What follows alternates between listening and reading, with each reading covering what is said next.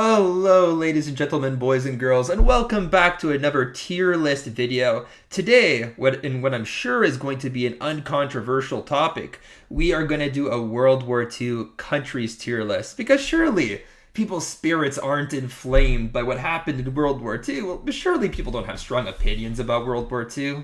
Man, anything other than completely mild reactions would just baffle me. I'm just kidding, of course. It's still one of the most contentious military topics today, but that's why it's fun, guys. So let's get right into this tier list. But first thing that I will say is don't take anything here overwhelmingly seriously, okay? I'm just a history fan. I don't claim to be some sort of professional historian or anything like that. But in any case, guys, tier list. So this is the way I'm going to rank the countries. 75% of how I assess a country is going to come with how their troops fought compared to expectations, okay? Just all about how effective their military was during the war. Now, when I say that compared to expectations, I mean that I really can't assess a nation like Greece against a nation like France or a nation like America unless I just expect significantly less of the Greeks, right? So if a nation isn't a particularly powerful one, but they put up quite severe resistance in the battles they were in, then I'll rate them quite highly. If a nation should have performed far better and just performed significantly below what is expected of them, then I will place them lower on the list. But 75% of a nation's score is going to come from that. Now, the remaining 25% of their score is going to come from what I call strategy and diplomacy. By that, I mean, how did a nation create and join alliances? Were those alliances useful? Did a nation declare war when prudent? Or did a nation declare war when it was not an opportune moment?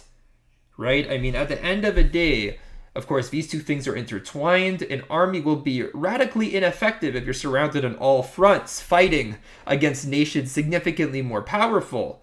And that could have been because your diplomatic efforts were just incompetent or ineffective. But regardless, I feel like this is a very important aspect of how well a nation did in World War II. So I'm going to consider that for approximately 25% of the score. So the vast majority of how a nation is assessed is based on the competence of her military, but 25% will be based on kind of her grand strategy as well as their diplomacy. But without further ado, hope that makes sense. Let's get right into it. And what I'm going to do at first is find an example for each of these tiers, right? Like an S tier country, an A tier country, a B tier country, a C tier country, and a D tier country. So we can kind of understand what every one of these tiers mean. And to start with S tier, we are going to have the US of A. Now, America in World War II was extraordinarily effective, even though we didn't enter the war right away, right? They entered war in late 1941. Like, regardless of that, they've basically won every single engagement they were in. Yes, they had some rough times. They had some rough times at the beginning of the war. Pearl Harbor was obviously a disaster, although I would argue a nearly unavoidable one. I mean, it was effectively a sneak attack. And even if they had some intelligence that the attack was coming, I think that it's almost unimaginable that something like Pearl Harbor would have occurred. I mean, look at how it resulted, right? I mean, it ultimately ended up being a strategically moronic move by the Japanese. And then, yeah, American troops did get overwhelmed in the Philippines at the onset of the war by the Japanese as well. And the Americans did struggle in Africa during their initial campaigns. But ultimately, while America may have lost some battles, they won every single conflict that they were in. And their island hopping campaign demonstrated logistical brilliance. The Battle of Midway was a tactical, brilliant victory. D-Day was obviously an extremely well executed operation, both tactically in the field and in the field of espionage. They ended the war as the first nuclear country as well. So if we're trying to give them like a power rating, that impacts it a lot. I mean, they ended the war as the first nation in the world with nuclear weapons. It's really got to count for something, guys. Like, if we're going to give regular weapons like German panzers and stuff like that a really high rating, then nuclear weapons, they've got to really put America up there.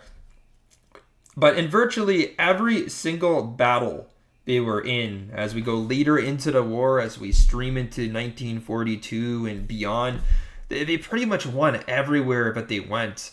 And while there were some moments, some questionable moments, like the Battle of the Bulge, when they got completely caught off guard by what was already an ill-supplied and unreinforced and generally, just poorly equipped German army, they still were the great victors of World War II, and I think inarguably they are the country that came out on top.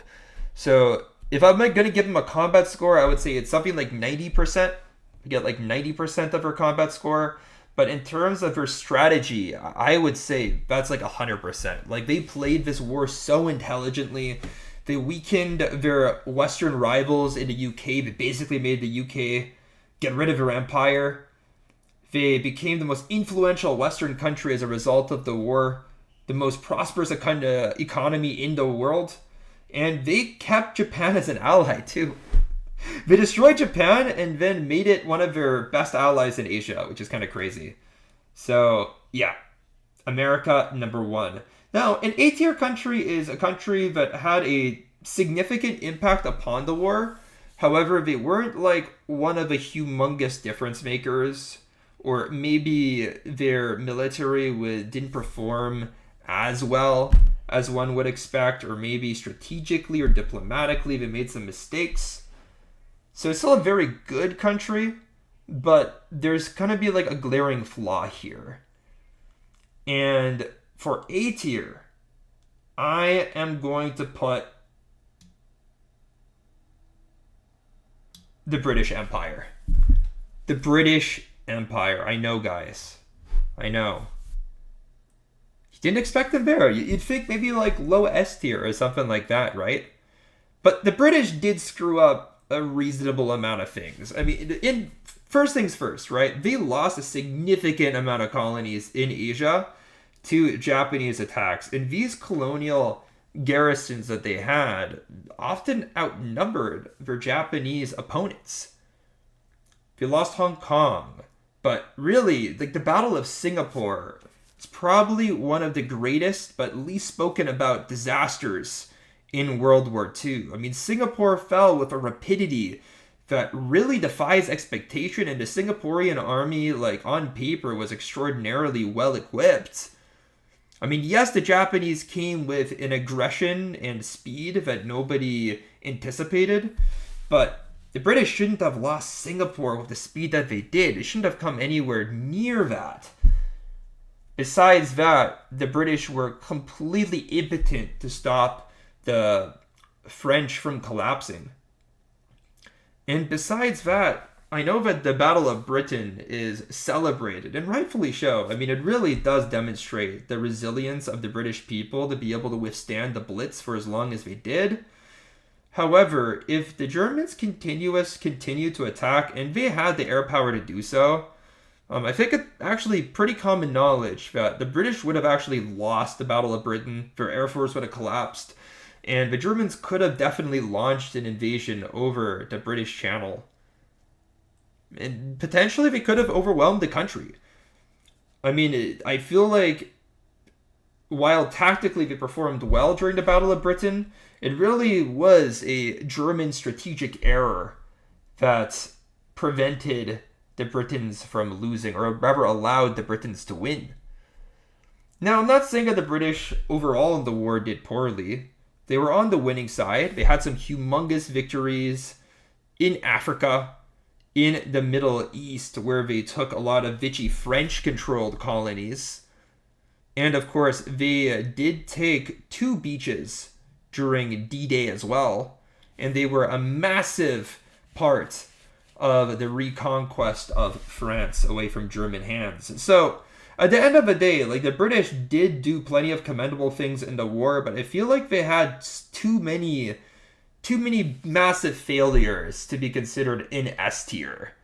And besides that, the British Empire basically was destroyed during this war. Like, I know that there was a number of different things at play that made the British Empire collapse, like the rising population of the colonies who were modernizing, right?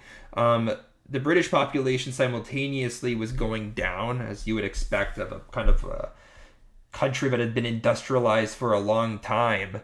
They simply did not have the people, the manpower to control the empire that they had anymore.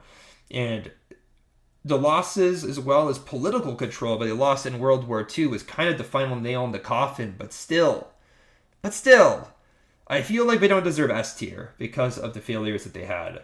Now for B tier, this is like an average country. This is a country that did its job. They may have had some failures. They had some failures. They had some successes. They aren't a country that had a humongous consequence on the outcome of the war. But you also would say that they didn't do bad. Like, you could say that if you're in a B-tier country, you can be proud of what your country did. They performed to expectations and they did their job, which is actually quite hard to do in the context of when the bloodiest war in human history.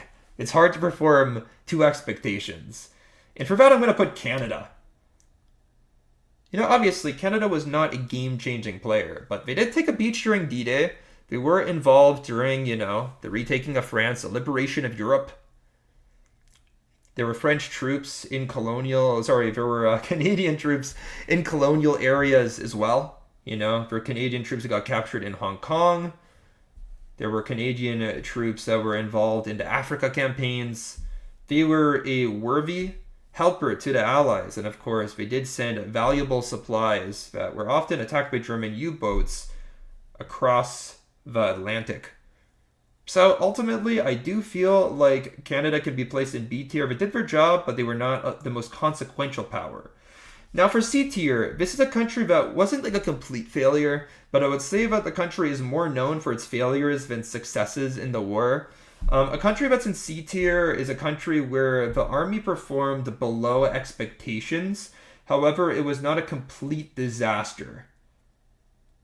And for this country,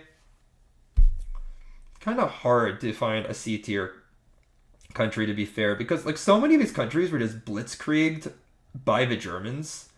But you know what? I feel like an apt country to put in C tier would probably be Republican China.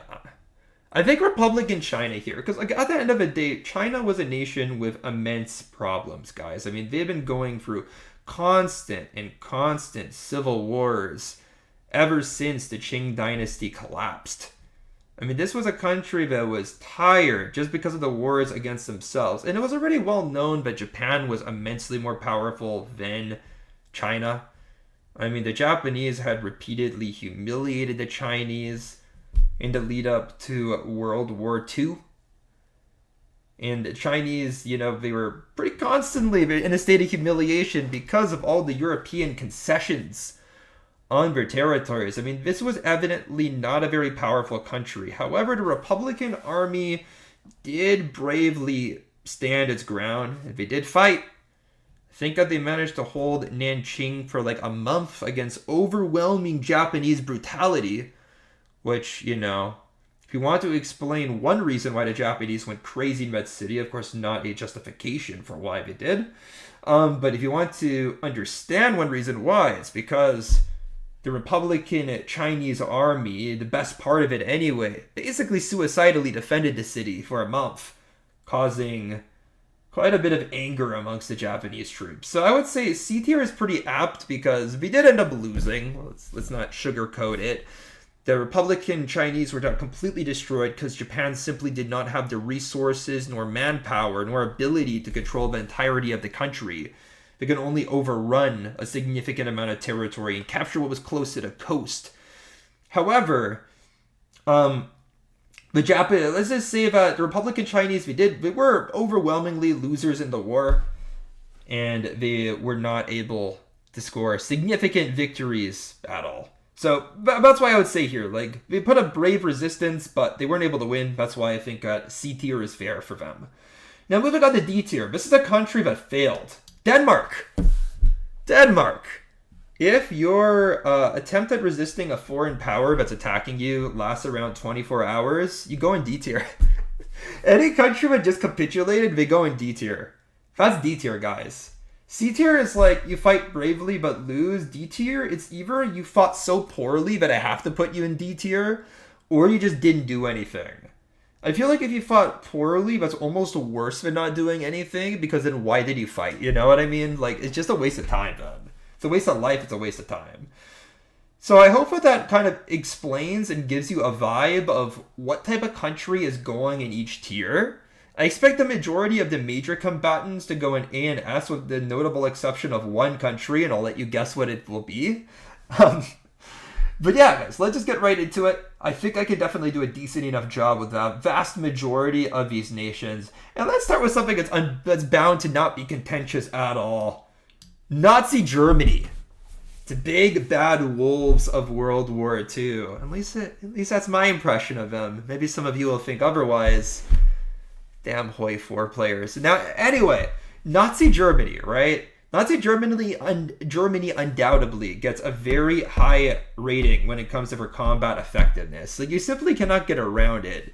They trashed the vast majority of the nations that they fought. From the beginning of Operation Barbarossa to the Battle of France to the Battle of Poland. These guys were highly effective. They used innovative tactics. They had excellent training, excellent technology, and generally excellent leadership on the ground, right? I mean, the vast majority of German commanders were exceptionally competent veterans of World War I. But where Germany definitely does lose points is in that second part of her rating, the diplomacy and strategy part. And I'm going to go over what I would consider the major German failures. You see, when it comes to Germanic strategy, the beginning of the war started off good, or what you would kind of consider the escalation period of the interwar period, right? Like Anschluss, humongous success. Hitler got away with it. The Allies had to take it. Germany and Austria was unified. The seizure of Czechoslovakia, humongous success. Essentially the start of what you would consider a Nazi or Germanic empire, because now they were ruling over vast swaths of non-German Slavic people in the Czech Republic and Slovakia. The first thing that you could consider an error was the attack on Poland, because obviously Germany had no need to attack Poland. I know there was the whole question of Danzig, right? I mean, Germany wanted a port, the Northern Sea, but still, they didn't need to attack Poland. And the Allies did warn Hitler that if he attacks Poland, they're going to go to war with him. Now, you do have to question, what was Hitler thinking at this point? Because I do believe, personally, that Hitler thought that the Allies weren't actually going to declare war on him, but he believed it to just be a ruse, you know? He believed that this was just a game of poker. So he'll see if they play their hand or not. Now, if you analyze it through that lens, it makes a whole lot more sense. But also, with the power of hindsight, we do know that when the Allies declared war on Hitler, aka France and Britain, wasn't really a problem for Hitler. I mean, Hitler competently handled the war against France. I mean, exceptionally competently. The Battle of France was definitely the biggest example of Nazi success during World War II. So ultimately, does getting into war with the Allies really count as a strategic mistake? Questionable, but probably not. Now, the first strategic mistake that I believe he made was during the Battle of Britain. During the Battle of Britain, when Hitler just kind of let up, stopped fighting with the British Air Force, because the Luftwaffe could have handled it. German industry could have handled it. British industry and the Royal Air Force absolutely couldn't have handled it. And Britain was not particularly well defended on the ground. So, if the Air Force was gone, and Hitler could have launched a naval invasion, he could have potentially wiped the British out, but instead he just stopped. Now, I don't think that he had intelligence on the exact amount of British Air Force fighters that were left. However, I think inarguably this was a strategic mistake, and obviously like the next one happens to be with Operation Barbarossa. Now, Operation Barbarossa was declared as a preemptive strike, and I really like what you have to question is how much of a preemptive strike was it? Because ideologically, the Nazis and Soviets were never going to get along. The Soviets also had a large amount of troops amassed on the border. Now, the Soviet claim is that those troops were completely defensive in nature. However, I have read academic journals that make a pretty compelling argument that they were not defensive in nature, but this was for an anticipated invasion of Nazi Germany, in which case Hitler's attack can absolutely be considered a preemptive strike. But my belief, at least my instinct, tells me that Hitler could have probably finished off the British before any type of Soviet invasion would have truly mounted. And there was more than enough buffer territory between the German heartland and the Soviet Union, but he could have reacted accordingly if a Soviet advance happened. Because considering the state of the Soviet army in 1942, I don't really think that the Soviets would have been able to invade the Germans with any type of real haste. So I really do think the declaration of war and invasion of the Soviet Union really was an erroneous decision on behalf of Hitler, and the conduct of Operation Barbarossa, while starting immensely intelligently, I mean, I think the Battle of Kiev was by far like one of the top Nazi masterstrokes. Like, Battle of France was the #1 masterstroke. Battle of Kiev was #2, was the largest military encirclement in human history, I believe. I mean, he captured hundreds of thousands of Soviet troops without that much resistance on behalf of the Soviets. But still, it was at the Crimea where he started to blunder. He detached a significant amount of troops to try to seize Sevastopol. The Russian military base, which is, I mean, it was kind of the start of the conflict between modern Russia and Ukraine. But the thing is that while that base was bombing Romanian airfields, it was not one of those decisive targets that Hitler needed to take in order to win the war. And from there on out, he would divert troops towards questionable aims, like trying to seize the oil fields of Baku in Azerbaijan, through the Caucasus, diverting so much power in what would be a battle of attrition in Stalingrad, obviously a disaster.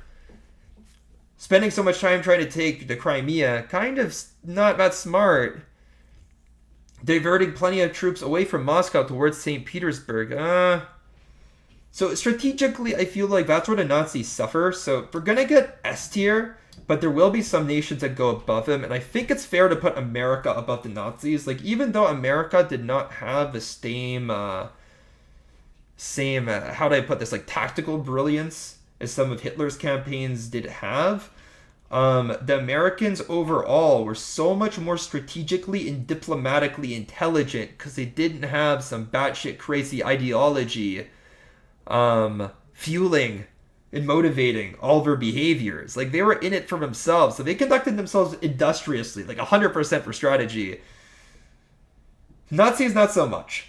Now, moving on to something that won't be as long-winded. Luxembourg. Let's just get rid of these guys. D tier. Luxembourg, cool city. They didn't really do anything during World War II. The Dutch. Top of D tier. I don't know.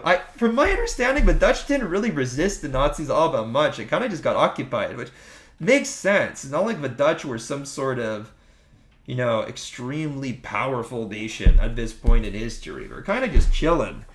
Their time playing imperial games are kind of over. They were already immensely wealthy, but we're just going to get D tier. We're going to get D tier for me. They're not very important to a World War II tier list. I'm just going to put them there. Now, Greece.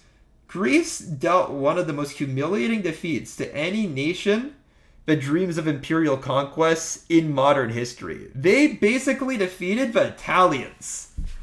Think about that, all right? This isn't ancient Sparta. This isn't ancient Athens. This isn't the campaigns of Alexander the Great. This is a piss-poor Balkan backwater that does not have modern equipment. fighting against a highly industrialized modern army that is claiming to try to recreate the Roman Empire. And they beat the shit out of them. Greece gets B tier. I mean, they did lose just like the Republican Chinese did, but they dealt such a humiliating defeat to the Italians that I gotta put them top of B tier, above the Canadians, to be honest, just because of how badass they are, man. I read this one book by Simon Scarrow, which was about the Greek resistance, because like ultimately what happened was after the Greeks had successfully defeated the Italian invasion, the Germans just kind of jumped in to finish the job. And once the Germans came, the Greeks obviously had no chance. It was game over. It was done and dusted. But still, they did resist to the very end in a very violent manner. The Greeks were hardcore in this war. Now moving on here.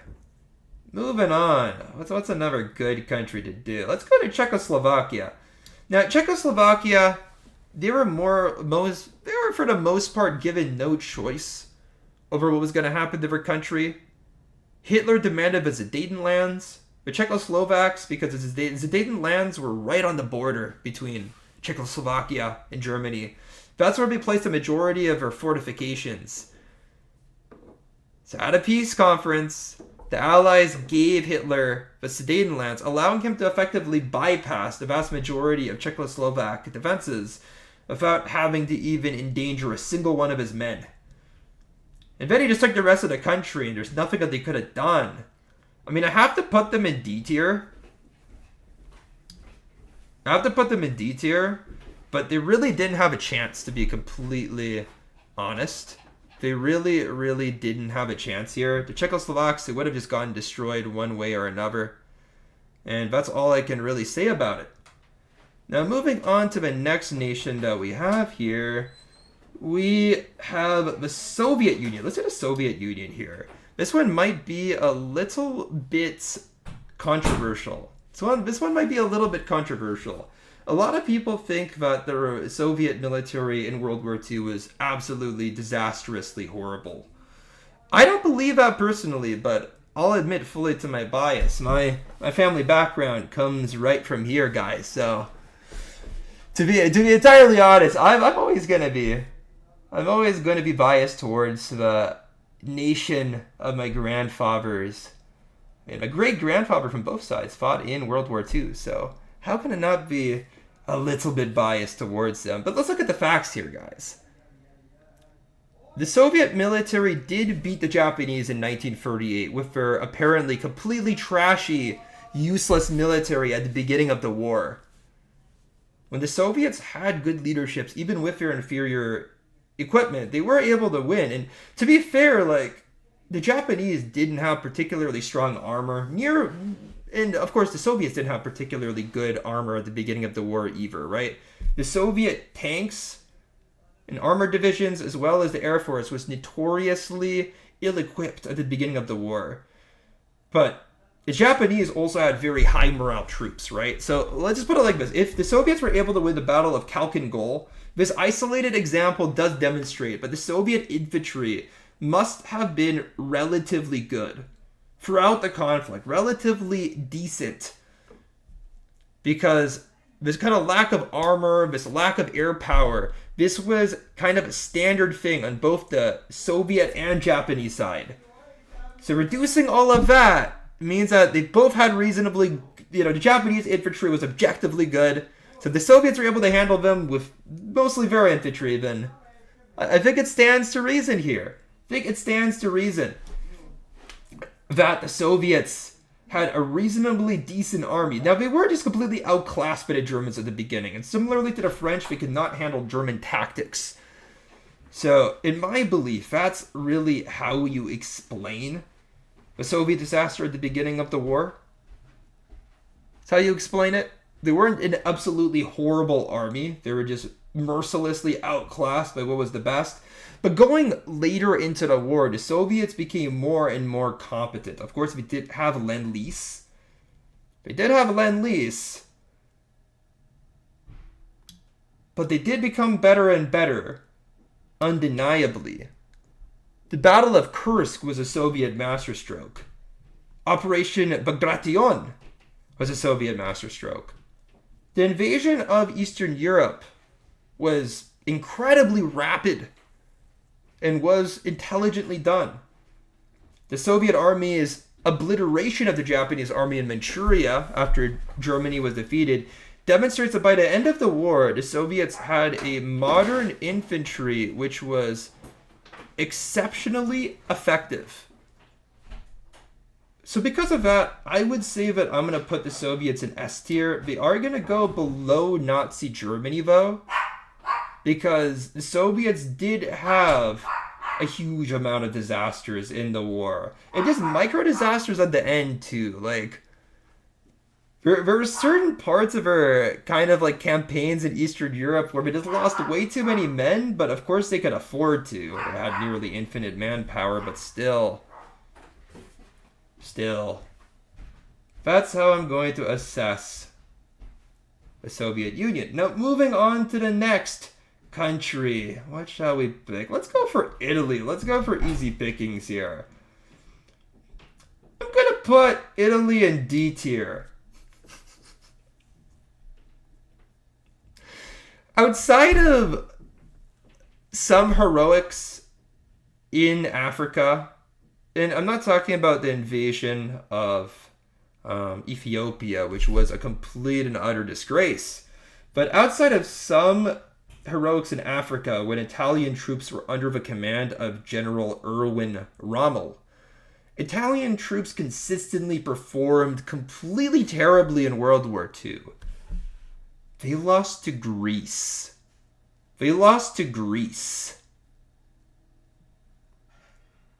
Their leader's name was Il Duce, which, in my understanding of Italian, translates to giant douche.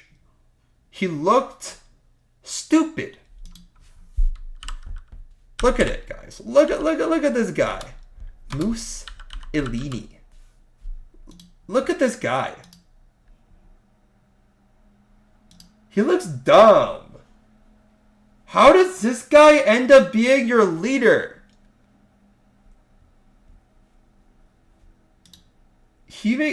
Look at his expression. His face looks like it's made out of wax that's melting. How is this guy supposed to epitomize masculinity? He looks like a 50-year-old that would volunteer to be a Cub Scout leader. Italy's going in D tier. Below Czechoslovakia, putting Luxembourg above Italy. Now, moving on. We have India. India, from my understanding, had like the largest volunteer army during World War II statistically. Now, from my understanding as well, they didn't like have a particularly large amount of combat experience from the war. Like, we didn't fight a whole lot in Europe, if ever. I actually don't know. I don't know if Indian troops were in Europe. To be fair, I don't know most about what India was doing in this war. Outside of some Indian troops apparently volunteered for the Japanese army, they bought into this idea of like the greater Asian co-prosperity sphere. Probably because those particular Indians had never lived in Japanese occupied territory. That's probably why they bought into the idea. But from my understanding, the Indian army was largely mobilized to try to prevent the Japanese from spreading throughout the rest of Asia. So they kind of tried to stop them from invading into places like Burma or into the Himalayas and stuff like that. And they did their job. So I think India deserves to go into like B tier. Like, they did their job. You don't hear about an Indian disaster in World War II. Now, moving on, we've already done the vast majority of important nations, I would say, with the exception of like France and Japan. Let's do a couple of small ones, and then we'll get to another big one. I think that's kind of fair. So, let's see. Well, we have like Norway. Didn't Norway not do anything either? We go with Denmark. That's where Norway goes. I think that's fair. I think Norway gets to go there. What about the Philippines? Now, the Philippines was basically an American protectorate at the beginning of the war. Like, we had a semi-autonomous government, but American military base was already there. And the Filipino military was obviously pretty capped, you know. The Americans had more or less occupied the country. The Filipino military was never going to get large enough to possibly endanger American control over the Philippines. And the Filipino army, as well as the Americans on the island, got crushed when the Japanese initially invaded. I mean, I would say that the loss of the Philippines and the complete tactical failure of the Americans to retaliate, at least at first, was probably the biggest American failure in World War II. That's what I would say. And the Philippine army was a part of that. Even, it's not really fair to judge it, but they were. It definitely has a blow against their combat effectiveness. But on the other hand, because the Philippines consist of like 1,000 islands, the Japanese didn't conquer like all too many of them, and the Filipino army did resist the Japanese as partisans throughout the war while under occupation. I feel like it's fair to put the Philippines with Republican China, but definitely lower. I think definitely lower. Like, they put up a fight, but they did fail. I feel like our failure was definitely less justified than Republican China too. Like, I think Republican China, they never stood a chance against the Japanese. Japan was just a far more efficient, modern state compared to China. The Philippines, with American support, they should have been able to resist the Japanese army that invaded them, but they just couldn't. Tactically, they were completely outmatched. Now, moving forwards here, let's see. Some of these countries are going to be kind of hard to do, to be honest. I also don't know the difference. Like, wait, what flag even is this? Yeah, what flag is this? Is this like the Yugoslav? This is Holland, right? I hope I'm not tripping here. I hope I'm not tripping here. These flags are really similar, you have to admit. Like, I know this is Luxembourg because of the light one, but these are just like reverse order colors. Ugh. It's hard stuff, man. Okay, moving on to the next one. Let's stop yapping. Let's do France. France had, inarguably, one of the strongest modern militaries in the world at the outbreak of World War II. They had all the equipment that they possibly needed. They had all the manpower they possibly needed. They had war reparations! They should have been rich! They should have been cool. They should have at least been able to put up the same fight they did in World War I, but they were crushed. Crushed like insects. France is in D tier. France goes above Italy, but no better. And below Luxembourg, because Luxembourg's cool. And that's my decision here. The French were absolutely obliterated. And because we do have Free France here, and we do have Vichy France, this is just like the French Empire at the beginning of the war. This is France during the Battle of France. That's all that this represents. And obviously, they just got defeated really hard. And because they did have a very good army, they really just fought below expectations. Now, I do put them higher than Italy because at the very least, they did resist for like a month or so, but most of the battle was already over by then anyway. But let's put it like this. At least they fought somewhat bravely. But they should not have lost the way that they did. I just get the impression that the French government, they were just too busy eating baguettes and sipping cappuccinos. Maybe them and the Italians, they were friends. They were all at the same cafe together. But they absolutely blew. Now, what about the other French factions? Now, this one of the axis is Vichy France. This is the puppet state. The German-controlled puppet state under Pétain. And they didn't win a single battle. Okay, like, essentially, you can reduce Vichy France's involvement in the war to a couple of things. One, they basically had the same army that Germany had after World War I. Like, they had an army with basically no air force, almost no armor, and a reduced number of men, so they weren't really capable of doing a ton.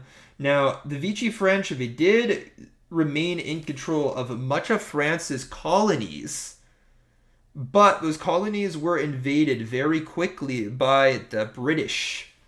and other Commonwealth allied forces. And the Vichy French lost every single attempt to defend one of her colonies really quickly. Like, they lost Lebanon and Syria within a month and suffered pretty severe casualties while doing so.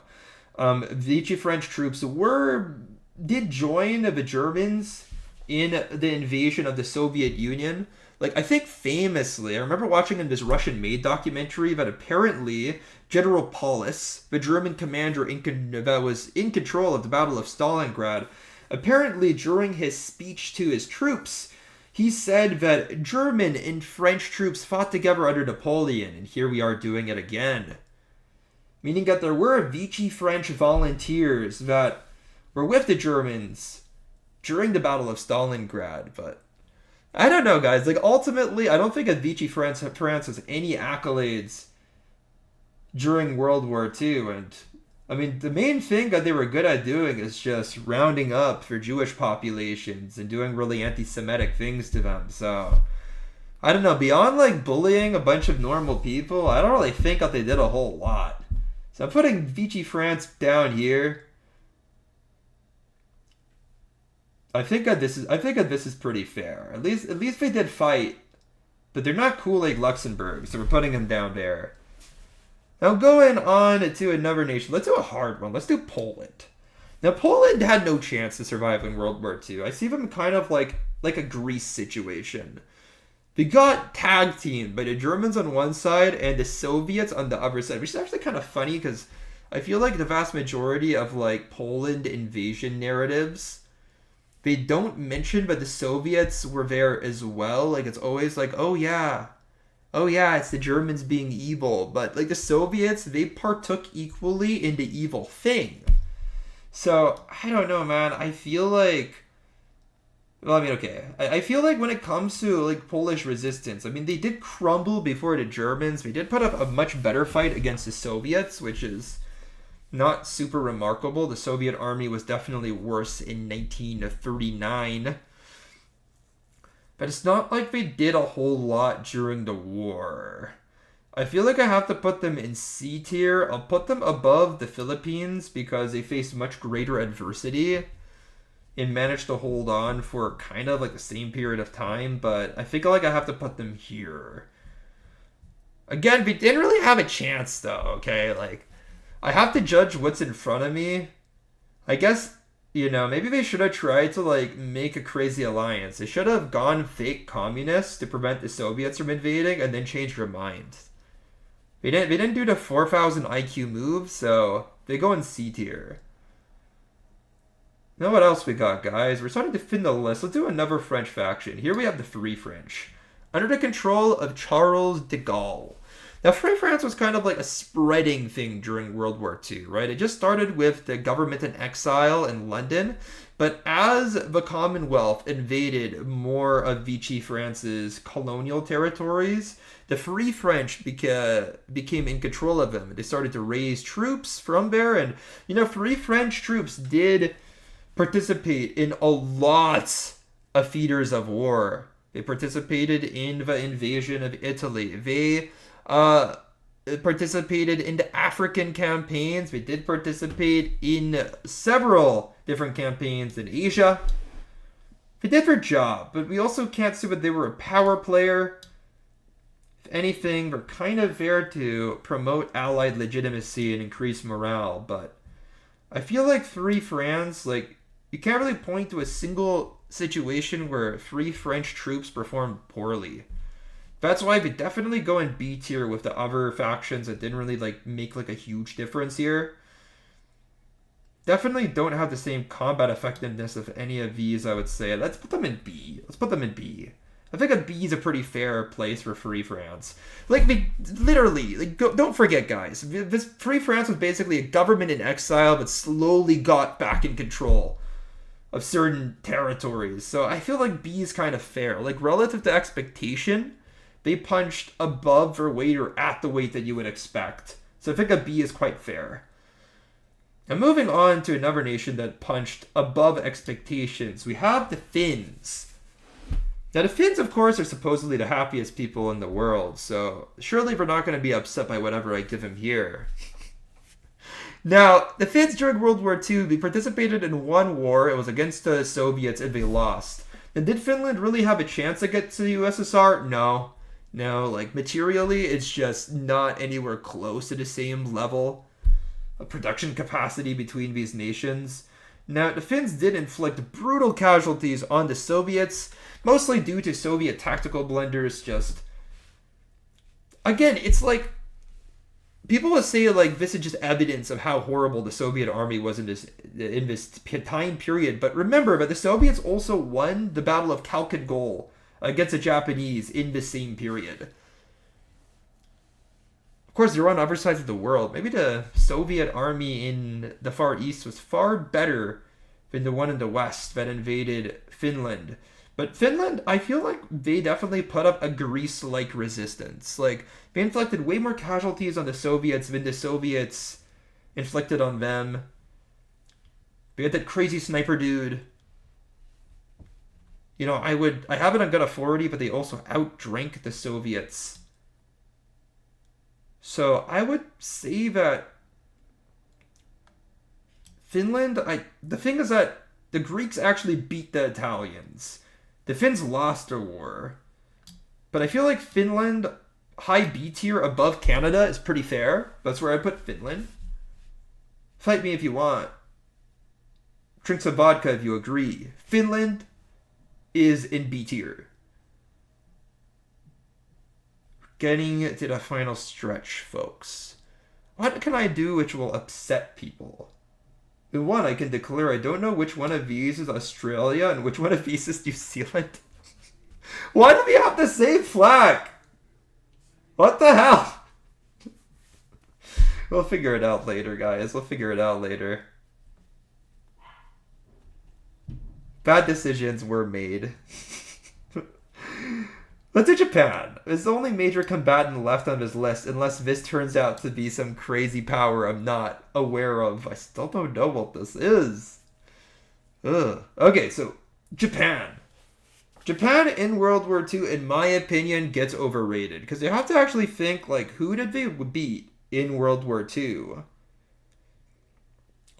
Now, the first thing that they did was they invaded Manchuria. That, in my opinion, is the actual start of World War II.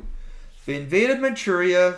They managed to overwhelm the warlord in charge of Manchuria.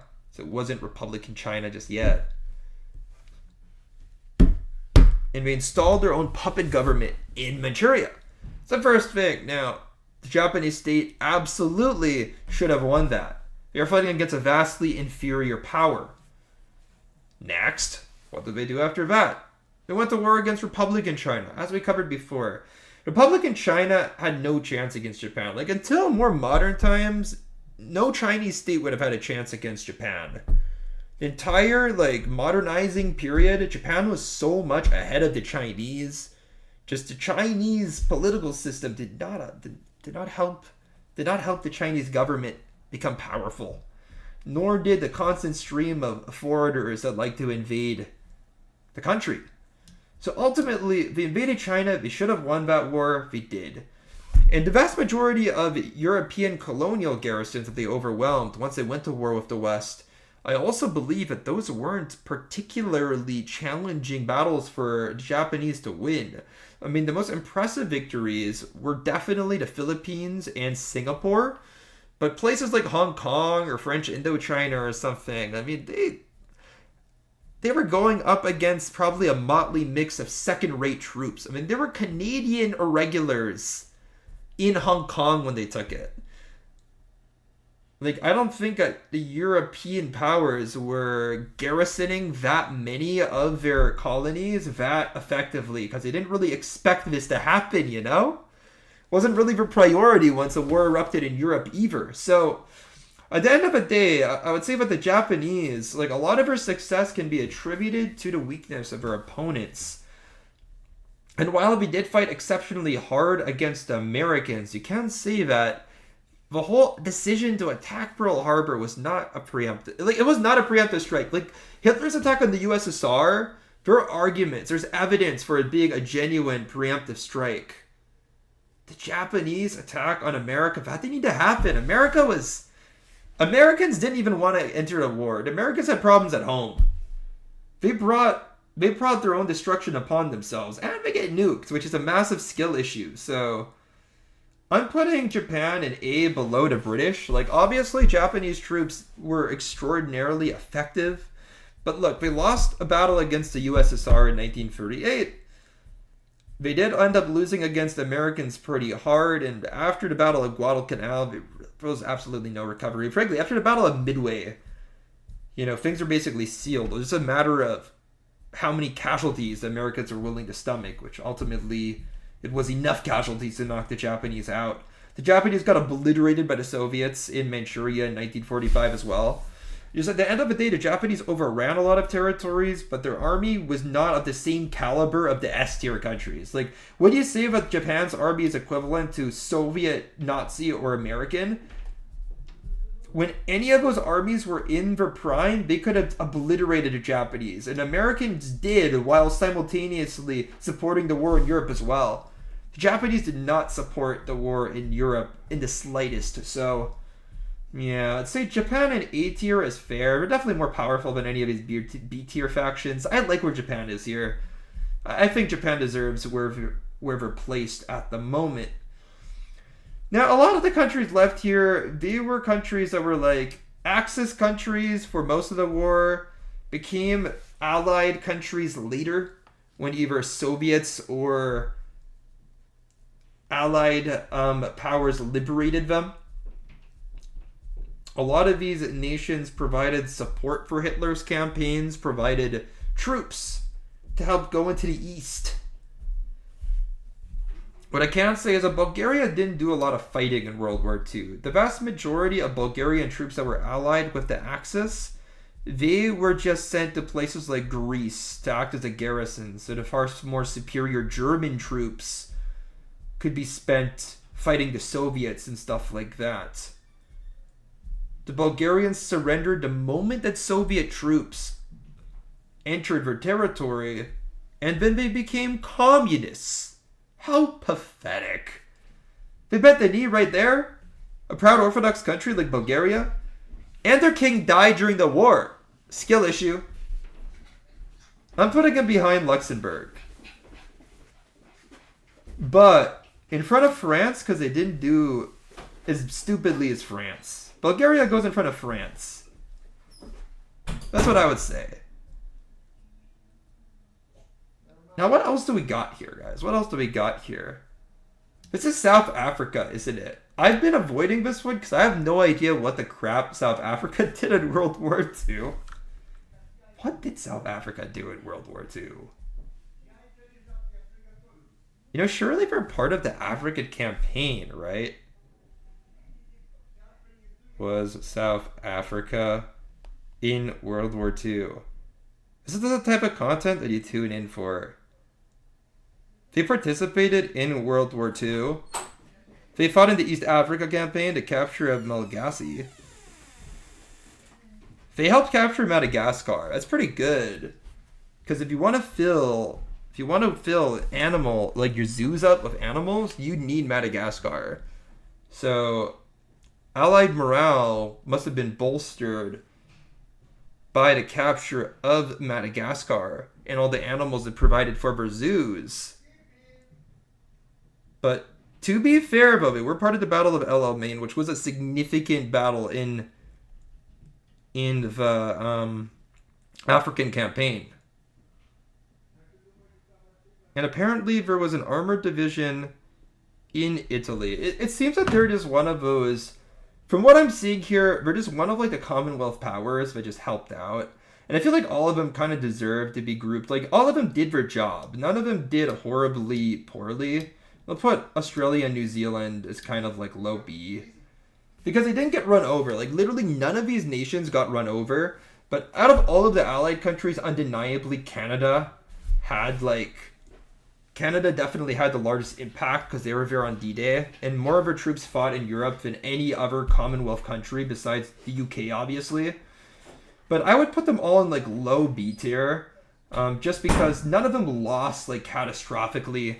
All of them did their job, but none of them punched above their weight, nor were they like overwhelmingly impactful on the outcome of the war, but they all kind of contributed to the Allied effort and helped them get it over the line. Now looking at more Axis Allied powers, let's do Romania. Now Romania was basically like Hitler's oil capital, so it was a vital territory for Hitler, and Romanian troops did fight during the Battle of Stalingrad. Apparently they didn't do a particularly good job. Which is kind of like what you expect from Romanian troops, right? So I feel like Romania deserves to go in low C tier from everything that I know about them, which is not, admittedly not that much, but I know that Romania was a significant part of the Axis alliance. I just also know that the Romanian military wasn't some sort of like highly effective killing machine in World War II. They were just like alright.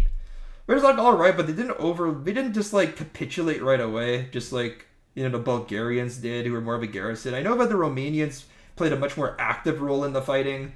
So let's put them in C. Hungarians, I feel like Hungarians and Romanians kind of deserve to go together. Like, they kind of give me a similar vibe in World War II. What about Croatians? What about freaking Croatia, man? I mean, Yugoslavia had by far one of the most fierce resistance movements against the Germans, but this is like German-occupied Croatia. I'm gonna put this, like, I know that a lot of Croatians and stuff like that were in like the foreign SS. So I feel like active but not overly successful Allied state. I feel like if we're gonna put Romania, Hungary here, I feel like we should put these guys here. I'm putting the Bulgarians because from what I've read about Bulgaria in World War II, they kind of just protected their own interests in just, like, they're mostly just a garrison. Like, they did not participate at all in the invasion of the USSR. And they capitulated the fastest out of like any of these guys. Other than the Croatians, and more or less like liberated themselves. And now we have this country, which again, I'm not really sure if that's Holland or I don't know what the crap is that, man? Is that like a microstate? Is that like the free city of Danzig? Alright, let's see this up. Free city of... No! It's not that. Like, what flag is this? Blue, white, and red. Blue on top, red on bottom, white in middle flag.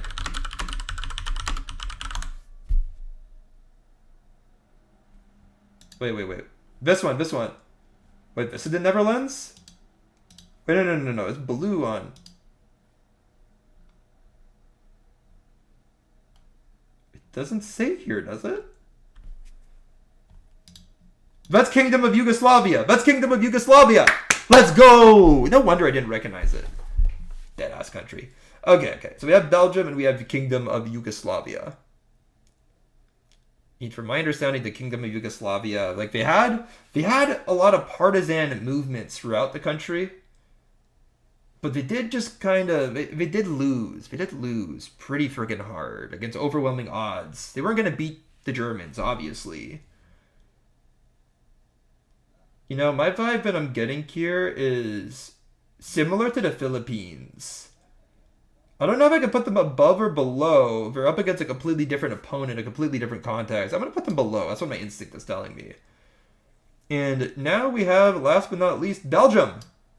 Should be first. Always the first domino to fall, aren't they? Belgium gets to go in D tier. Below Bulgaria, but I'm just going to put them above France for the lulz. So yeah, guys, that is my tier list. I hope you guys enjoyed. I hope you enjoyed the frequent interruptions by my dad. And yeah, that's the tier list I have for you guys. Let me know what you think in the comments. Maybe I shouldn't ask for that. Bye for now.